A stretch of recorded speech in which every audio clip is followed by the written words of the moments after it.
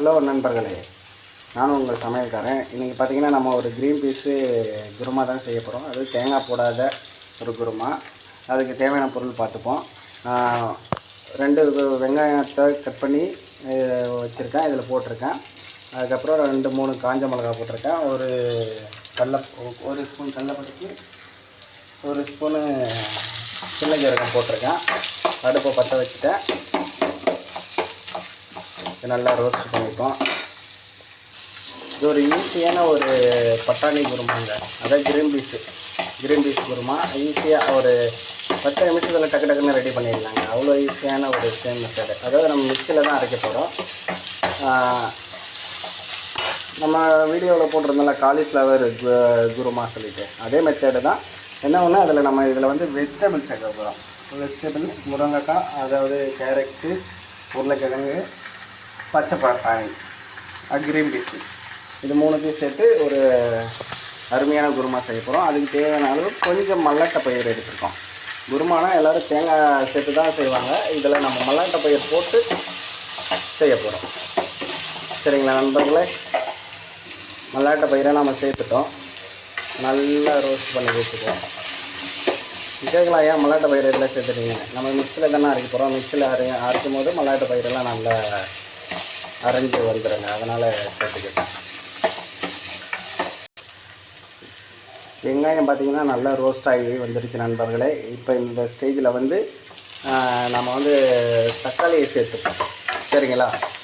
நம்ம வெட்டி வச்சுருக்கிற தக்காளி, பச்சை மிளகாய், இது 2 சேர்த்துப்போம்.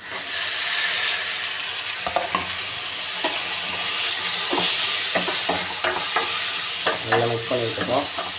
நல்லா ரோஸ்ட் ஆகட்டும். பாருங்கள் நண்பர்களே, நம்ம போட்டிருக்க வெங்காயம், தக்காளி, காஞ்ச மிளகா, பட்டை, லவங்கம், ஜீரகம், 1 ஸ்பூன் கடலைப்பருப்பு, இதெல்லாம் நல்லா ரோஸ்ட் ஆகிடுச்சு. இப்போ இந்த ஸ்டேஜில் வந்து நம்ம வந்து மசாலாவை சேர்த்துப்போம். சரிங்களா? அடுப்பை சிம்மில் வச்சுட்டு மசாலாவை சேர்த்துப்போம். ஒரு 1/2 ஸ்பூன் மஞ்சள் தூள், 3 ஸ்பூன் மிளகா பொடி.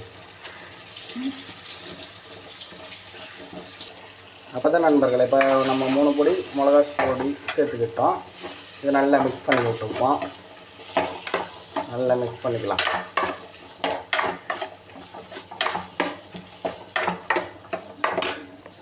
ஓகே நண்பர்களே, நம்ம எல்லா பொருளும் சேர்த்துட்டோம், மசாலாவும் சேர்த்துட்டோம். இதில் வந்து நம்ம ஒரு ஸ்பூன் அளவுக்கு இஞ்சி பூண்டு பேஸ்ட்டு சேர்த்துப்போம். ஒரு 1.5 ஸ்பூன் அளவுக்கு இஞ்சி பூண்டு பேஸ்ட்டு சேர்த்துப்போம்.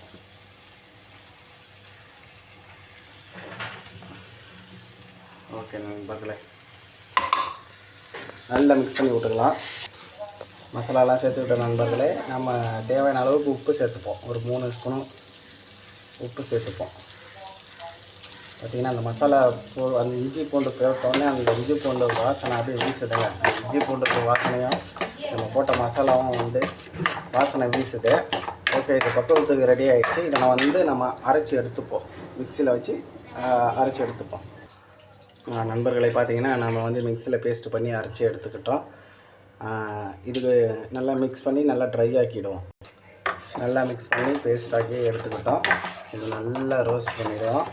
ரோஸ்ட் பண்ணிட்டதுக்கப்புறம் நம்ம இந்த க்ரீன் பீஸையும் இங்கே வெட்டி வச்சுருக்க முருங்கைக்காய், உருளைக்கிழங்கையும், கேரட்டும் சேர்த்துப்போம். சரிங்களா நண்பர்களே? பார்த்திங்கன்னா உங்களுக்கு தெரியுதா? ஓகே, பார்த்திங்கன்னா நண்பர்களே, நம்ம வந்து அரைச்சி பேஸ்ட் பண்ணி எடுத்து வச்சுருக்கோம்.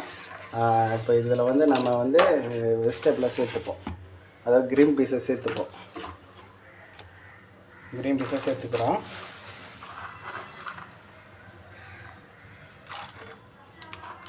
நண்பர்களை பார்த்திங்கன்னா நம்மளுடைய குருமா வந்து கொதித்து நல்ல கமகமான வாசனை வருதுங்க. வா பாருங்கள், அந்த கலரு, அந்த வாசனை எப்படி இருக்குதுன்னு பாருங்கள். வேறு லெவலில் இருக்குது. வாசனையாக ஆளை தூக்குதுங்க.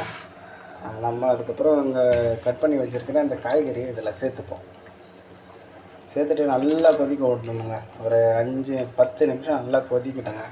நல்லா கொதித்ததுக்கப்புறம் அடுப்பை ஆஃப் பண்ணி சாப்பிட ஆரம்பிச்சிருங்க நண்பர்களே.